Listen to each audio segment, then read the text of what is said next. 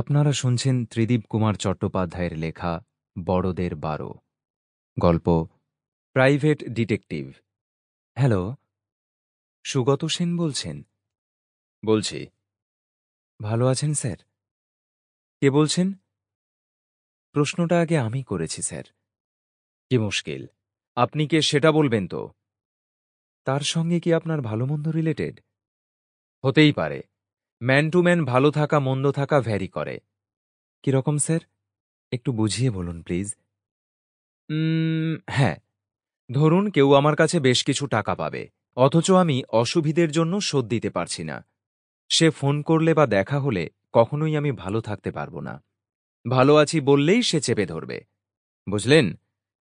হ্যাঁ স্যার, কিন্তু স্যার আমি কি সেই লিস্টের মধ্যে পড়ি?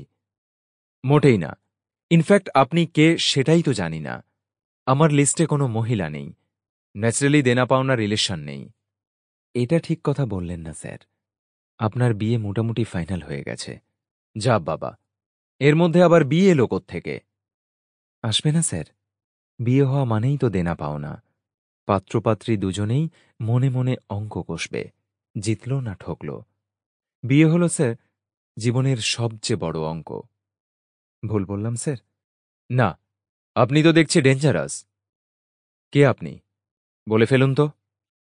নিশ্চয়ই বলবো স্যার, তবে আপনার বিয়ের ব্যাপারে যেটুকু গেস করছি তাতে মনে হচ্ছে আপনি ঠকতেও পারেন। রাবিশ! আপনি কি অ্যাস্ট্রোলজার নাকি? রবিবার সকালে আমায় সমানে চেটে যাচ্ছেন? মহিলা বলে ভদ্রতা করে ফোন কেটে দিনি। আগে বলুন আপনি কে? Sample complete. Ready to continue?